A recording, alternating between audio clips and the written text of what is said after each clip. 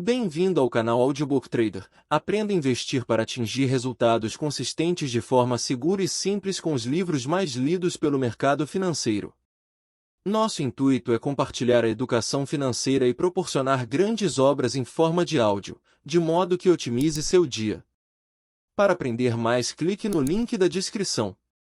Deixe seu comentário, adoraríamos ouvir quais livros você gostaria de ter aqui no canal. Vamos ao livro. Capítulo 1. Pai Rico, Pai Pobre. Por Robert Kiyosaki.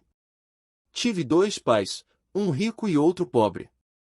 Um era muito instruído e inteligente, tinha o PhD e fizeram um curso universitário de graduação, com duração de 4 anos, em menos de 2.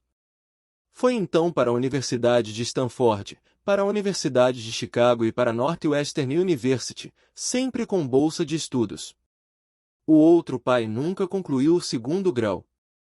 Ambos foram homens bem-sucedidos em suas carreiras e trabalharam arduamente durante toda a vida.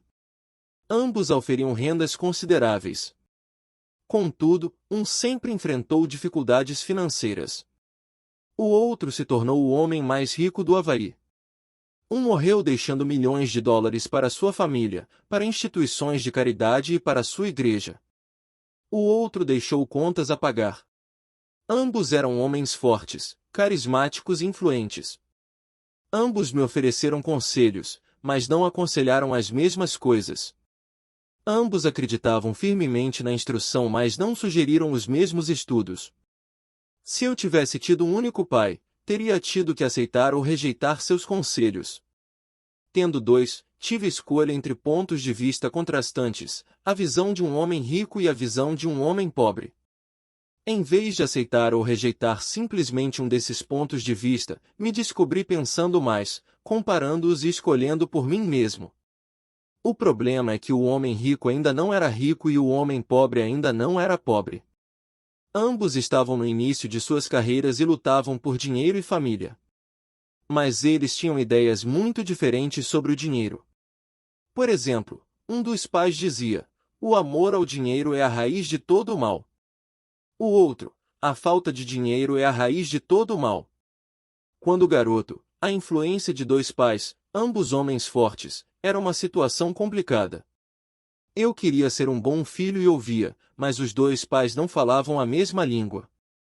O contraste entre suas ideias, especialmente no que se referia ao dinheiro, era tão extremo que eu ficava curioso e intrigado. Comecei a pensar profundamente sobre o que cada um deles dizia. Muito do meu tempo era gasto refletindo, fazendo-me perguntas como: por que ele fala isso, a respeito das afirmações dos pais? Teria sido muito mais simples falar sim, ele está certo. Concordo com isso. Ou simplesmente rejeitar o ponto de vista dizendo: o velho não sabe do que está falando. Porém, tendo dois pais que eu amava, fui forçado a pensar e a escolher um dos caminhos por mim mesmo. Esse processo de escolher por mim mesmo se mostrou muito valioso no longo prazo, não se tratou simplesmente da aceitação ou da rejeição de um único ponto de vista. Uma das razões pelas quais os ricos ficam mais ricos, os pobres, mais pobres e a classe média luta com as dívidas é que o assunto dinheiro não é ensinado nem em casa nem na escola. Muitos de nós aprendemos sobre o dinheiro com nossos pais. O que pode dizer um pai pobre a respeito do dinheiro para seu filho? Ele diz simplesmente: fique na escola e estude muito. O filho pode se formar com ótimas notas, mas com uma programação financeira e uma mentalidade de pessoa pobre. Isso foi aprendido pelo filho em sua tenra idade. O dinheiro não é ensinado nas escolas. As escolas se concentram nas habilidades acadêmicas e profissionais, mas não nas habilidades financeiras. Isso explica por que médicos, gerentes de banco e contadores inteligentes que tiveram ótimas notas quando estudantes terão problemas financeiros durante toda a sua vida. Nossa impressionante dívida nacional se deve em boa medida a políticos e funcionários públicos muito instruídos que tomam decisões financeiras com pouco ou nenhum treinamento na área do dinheiro. Muitas vezes penso no novo milênio e imagino o que acontecerá quando houver milhões de pessoas precisando de assistência financeira e médica. Eles se tornarão dependentes do apoio financeiro de suas famílias ou do governo. O que acontecerá quando o Medicare e a Seguridade Social ficarem sem dinheiro? Como uma nação sobreviverá se ensinar sobre dinheiro continuar sendo tarefa dos pais, cuja maioria será ou já é pobre? Como tive dois pais a me influenciar, aprendi com ambos. Tive que refletir sobre os conselhos de cada um deles e ao fazê-lo percebi o poder e o impacto dos nossos pensamentos sobre nossa própria vida. Por exemplo, um pai costumava falar: "Não dá para comprar isso." O outro proibia o uso dessas palavras. Insistia em que eu falasse: "O que posso fazer para comprar isso?" Num caso temos uma afirmação, no outro uma pergunta. Um deixa você sem alternativa, o outro obriga você a refletir. Meu pai, que logo ficaria rico, explicava que ao falar automaticamente "não dá para comprar isso", seu cérebro para de trabalhar. Ao perguntar "o que posso fazer para comprar isso", você põe seu cérebro trabalhando. Ele não estava dizendo que comprasse tudo o que desejasse. Ele incentivava fanaticamente que exercitasse minha mente, o computador mais poderoso do mundo. Meu cérebro fica mais forte a cada dia porque eu o exercito. Quanto mais forte fica, mais dinheiro ganho. Ele acreditava que repetir mecanicamente "não dá para comprar isso" era um sinal de preguiça mental. Embora ambos os pais trabalhassem com afinco, observei que um deles tinha o hábito de pôr seu cérebro a dormir quando o assunto era dinheiro e o outro tinha o costume de exercitar seu cérebro. O resultado era que, ao longo do tempo, um dos pais ficava mais forte financeiramente, e o outro enfraquecia. Isso não é muito diferente do que ocorre quando uma pessoa faz exercícios físicos regulares enquanto a outra senta no sofá e fica assistindo à televisão. O exercício físico adequado aumenta suas chances de ter boa saúde, e o exercício mental adequado aumenta suas chances de ficar rico. A preguiça reduz tanto a saúde quanto a riqueza. Meus dois pais tinham atitudes mentais diferentes. Um acreditava que os ricos deviam pagar mais impostos para atender os menos afortunados. O outro dizia: "Os impostos punem os que produzem e recompensam os que não produzem." Um dos pais recomendava: "Estude arduamente para poder trabalhar em uma boa empresa." O outro falava: "Estude arduamente para poder comprar uma boa empresa." Um dos pais dizia: "Não sou rico porque tenho filhos." O outro: "Tenho que ser rico por causa de vocês, meus filhos." Um incentivava as conversas sobre dinheiro e negócios na hora do jantar. O outro proibia que se falasse do assunto durante as refeições. Um dizia: "Em questões de dinheiro seja cuidadoso, não se arrisque." O outro: "Aprenda a administrar o risco." Um recomendava: "Nossa casa é nosso maior investimento e nosso maior patrimônio." O outro: "Minha casa é uma dívida e se sua casa for seu maior investimento, você terá problemas." Ambos os pais pagavam suas contas no prazo, mas um deles pagava suas contas em primeiro lugar enquanto o outro as deixava para a última hora. Um deles acreditava que a empresa ou o governo deveria cuidar de você e de suas necessidades. Estava sempre preocupado com aumentos salariais, planos de aposentadoria, benefícios médicos, licenças de saúde, férias e outros benefícios. Ele ficava impressionado com dois de seus tios que foram para o exército e se aposentaram com vários benefícios após 20 anos de serviço ativo. Ele adorava a ideia de assistência médica e serviços de reembolso de alimentos que os militares ofereciam a seus aposentados. Ele também se empolgava com as cátedras vitalícias do sistema universitário. A ideia de estabilidade no emprego e benefícios trabalhistas lhe parecia às vezes mais importante do que o próprio emprego. Dizia frequentemente: "Trabalhei muito para o governo, mereço essas mordomias."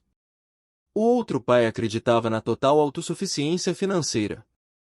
Ele sempre se manifestava contra a mentalidade dos direitos e falava que isso estava criando pessoas fracas e financeiramente necessitadas. Ele dava muita ênfase à competência financeira. Um dos pais lutava para poupar alguns poucos dólares. O outro simplesmente criava investimentos. Um pai me ensinou a escrever um currículo impressionante para que eu pudesse encontrar um bom emprego. O outro me ensinou a fazer sólidos planos financeiros e de negócios de modo que eu pudesse criar empregos. Ter dois pais fortes me proporcionou o luxo de observar o impacto de diferentes formas de pensar sobre a própria vida. Observei que as pessoas moldam suas vidas por meio de seus pensamentos. Por exemplo, meu pai pobre sempre me dizia: nunca vou ficar rico. E isso acabou acontecendo. Meu pai rico, por outro lado, sempre se referia a si próprio como sendo rico. Ele dizia coisas como: sou um homem rico e pessoas ricas não fazem isto. Mesmo que estivesse totalmente quebrado após um revés financeiro, ele continuava a se considerar um homem rico. Ele se justificava dizendo: há uma diferença entre ser pobre e estar quebrado. Estar quebrado é algo temporário, ser pobre é algo eterno. Meu pai pobre dizia: não ligo para dinheiro ou o dinheiro não é importante. Meu pai rico sempre dizia: dinheiro é poder. O poder de nossos pensamentos nunca poderá ser medido ou avaliado, mas desde jovem se tornou óbvio para mim a tomada de consciência de meus pensamentos e da forma como me expressava. Observei que meu pai pobre não era pobre por causa do dinheiro que ganhava, que era bastante, mas por causa de seus pensamentos e ações. Quando garoto, tendo dois pais, me tornei consciente de que deveria ser cuidadoso com os pensamentos que decidisse adotar como meus. A quem ouviria? A meu pai rico ou a meu pai pobre? Embora ambos tivessem um enorme respeito pela educação e pelo aprendizado, eles discordavam quanto ao que era importante aprender. Um queria que eu estudasse arduamente, me formasse e conseguisse um bom emprego para trabalhar pelo dinheiro. Ele queria que eu estudasse para me tornar um profissional, um advogado ou um contador, ou que fosse a uma escola de negócios para obter um MBA. O outro me incentivava a estudar para ficar rico, para entender como funciona o dinheiro e para aprender como fazê-lo trabalhar para mim. Não trabalho por dinheiro, costumava repetir uma e outra vez. O dinheiro trabalha para mim. Com 9 anos de idade resolvi ouvir e aprender com meu pai rico tudo sobre dinheiro. Optei por não dar ouvidos a meu pai pobre, mesmo que fosse ele quem possuísse todos os títulos universitários. Uma lição de Robert Frost. Robert Frost é meu poeta favorito. Embora goste de muitas de suas poesias, a minha preferida é The Road Not Taken. Quase todos os dias recorro às suas lições. The Road Not Taken.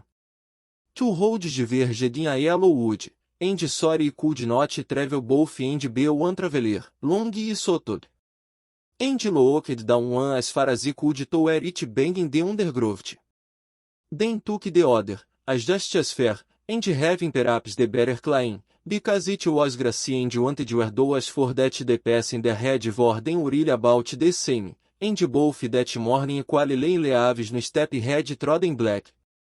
Oh, e kept the fast for another day. Yet knowing how way leads on to way, e doubted if he should ever come back. E shall be telling this with a sig somewhere ages and ages hence, two roads diverged in a wood, and he took the one less travelled by. And that has made all the difference. Robert Frost, 1916. O caminho não escolhido.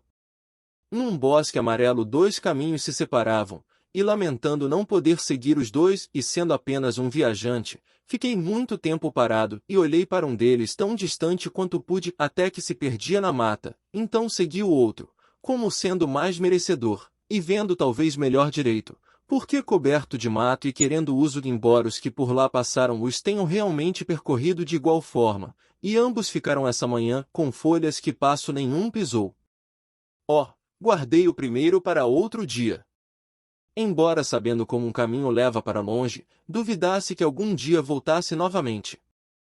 Direi isto suspirando em algum lugar, daqui a muito e muito tempo. Dois caminhos se separaram em um bosque e eu escolhi o menos percorrido e isso fez toda a diferença. Robert Frost, 1916. E isso fez toda a diferença. No correr dos anos pensei muitas vezes no poema de Robert Frost. Ao escolher não dar atenção aos conselhos e atitudes quanto a dinheiro de meu pai muito instruído, tomei uma decisão dolorosa, mas foi uma decisão que determinou o resto de minha vida. Com a decisão de quanto a quem dar ouvidos, teve início minha educação sobre dinheiro. Meu pai rico me deu lições ao longo de um período de 30 anos, até que cheguei aos 39 anos de idade. Suas lições pararam quando ele percebeu que eu conhecia e entendia plenamente o que ele estava tentando martelar na minha cabeça, às vezes, bastante dura. O dinheiro é uma forma de poder. Mais poderosa ainda, entretanto, é a instrução financeira. O dinheiro vem e vai, mas se você tiver sido educado quanto ao funcionamento do dinheiro, você adquire poder sobre ele e pode começar a construir riqueza. O motivo pelo qual o simples pensamento positivo não funciona é porque a maioria das pessoas foi à escola e nunca aprendeu como o dinheiro funciona, e assim passam suas vidas trabalhando pelo dinheiro. Como comecei com apenas 9 anos, as lições que meu pai rico me ensinou foram simples. E quando tudo foi dito e tudo foi feito, encontramos apenas 6 lições, repetidas ao longo de 30 anos. Este livro trata dessas 6 lições, expostas da maneira mais simples possível, da forma como meu pai rico as passou para mim. Estas lições não pretendem ser respostas e sim marcos. Marcos que o ajudarão, a você e a seus filhos, a se tornar mais rico, não importa o que aconteça em um mundo de crescente mudança e incerteza. Lição L. Os ricos não trabalham pelo dinheiro. Lição 2. Para que alfabetização financeira? Lição 3. Cuide de seus negócios. Lição 4. A história dos impostos e o poder da sociedade anônima. Lição 5. Os ricos inventam dinheiro. Lição 6. Trabalhe para aprender, não trabalhe pelo dinheiro. Obrigado por assistir. Apoie o canal curtindo e fazendo sua inscrição para receber notificações de novos livros. Esta atitude valoriza o trabalho do canal e também incentiva a fazer novos vídeos.